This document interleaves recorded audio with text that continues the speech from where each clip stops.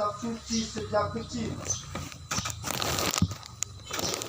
Ia sudah memahami dan mengerti daripada kitab suci dari kecil. Oleh sebab itu, maka Paulus mengingatkan, meneguhkannya agar Timotius memiliki ketabahan, agar Timotius memiliki semangat, agar Timotius tidak pantang menyerah dalam menaburkan daripada kebenaran firman Tuhan pada saat itu.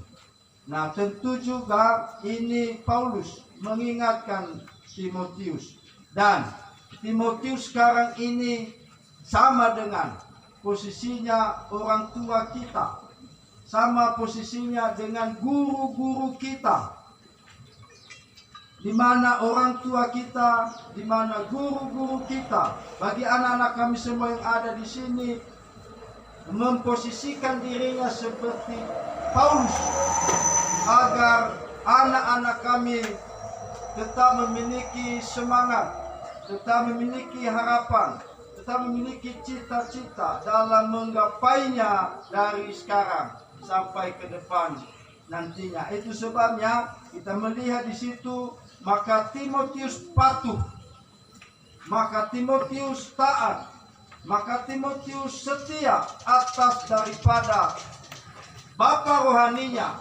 yaitu Paulus. Demikian juga anak-anak kami semua memposisikan dirinya seperti Timotius masa kini. Maka tadi Timotius patuh, taat, setia kepada Paulus. Demikian juga anak-anak kami yang ada di tempat ini patuh kepada orang tua, patuh kepada guru-gurunya, taat kepada orang tua, taat kepada guru-gurunya.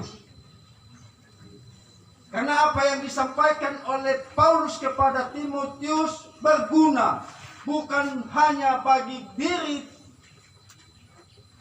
Timotius sendiri, tetapi bagaimana ia berguna di tengah-tengah orang Kristen pada saat itu. Demikian juga orang tua kita, guru-guru kita, ketika ia mengingatkan kita, mengajari kita agar kita bukan hanya berguna bagi diri sendiri, berguna di keluarga, dan nantinya berguna di tengah-tengah masyarakat. Dengan memposisikan diri sama seperti Timotius, diingatkan peranan daripada kitab suci itu, maka Timotius berhasil, maka Timotius sukses, maka Timotius menjadi berkat di tengah-tengah orang Kristen.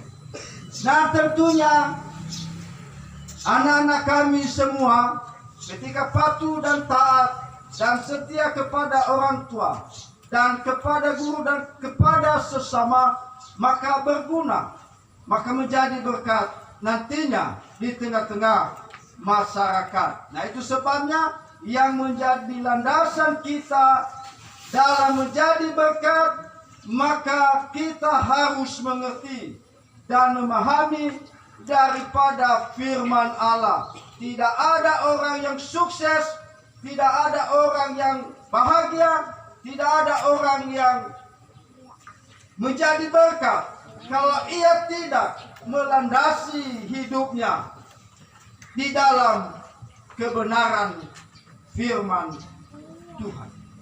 Saya yakin dan percaya anak-anak kami semua, jika melandasi hidupmu dengan kebenaran, maka yakinlah Anda bisa berhasil, Anda bisa sukses, dan Anda bisa menjadi berkat.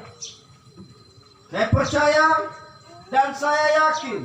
Nah, ketika firman Tuhan menjadi landasan dan pedoman, saya percaya di antara kalian nanti ada orang-orang hebat. Amin. Amin. Ada orang-orang sukses. Amin. dan menjadi berkat yang luar biasa di tengah-tengah masyarakat. Mungkin sekarang ini masih dalam tanda tanya, tetapi tiada mustahil bagi Tuhan. Jika Tuhan mengangkat kita, jika Tuhan mengulurkan tangannya dan menuntun kita. Sepengetahuan saya bahwa orang yang berhasil itu, orang yang sukses, orang yang menjadi pemimpin-pemimpin hebat, hanya karena ia takut, taat, dan setia kepada firman Tuhan. Tidak ada orang sukses, tidak ada orang yang berhasil kalau ia tidak menghormati dan juga menghargai orang tuanya dan juga guru-gurunya. Nah, anak-anak kami semua yang dikasihi Tuhan, lalu bagaimana kita mendapatkan hal itu semua? Makanya di sini tadi mengingatkan kita bahwa dengan landasan daripada firman Tuhan, maka firman itulah yang memberikan kita hikmat, yang memberikan kita pengertian, yang memberikan kita kecerdasan. Bila kita berbicara mengenai hikmat, maka di dalam kitab suci di situ sangat jelas disampaikan bagi kita, di mana Salomo pada saat itu ia tidak meminta kekayaan. Lalu yang ia minta kepada Tuhan adalah hikmat, pengertian, pengetahuan daripada Tuhan. Nah, itu sebabnya anak-anak kami semua dan kita yang ada di tempat ini, marilah kita meminta hikmat daripada Tuhan. Marilah kita meminta pengertian daripada Tuhan. Karena hikmat itulah yang sangat memungkinkan kita untuk bisa menjalani kehidupan ini.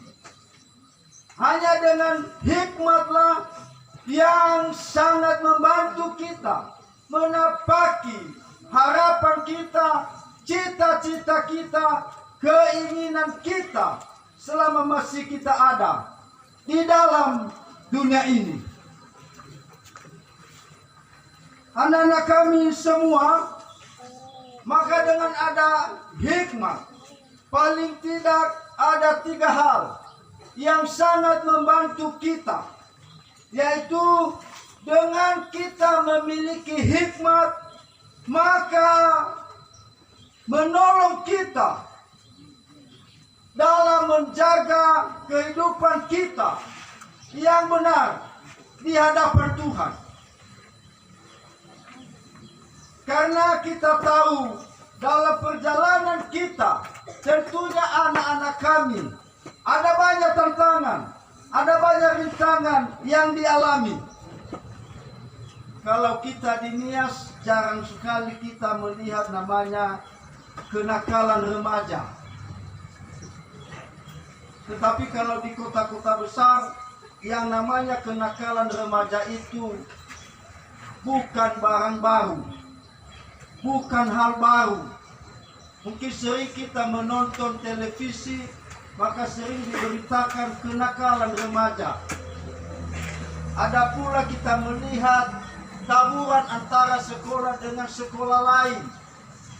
Ada banyak kita melihat berantem dengan teman-temannya. Ada banyak kita melihat berkelahi dengan teman-temannya dan sekolah yang lain. Puji Tuhan, kita di Pulau Nias dan tentunya kita di daerah sini tidak pernah kita melihat tawuran.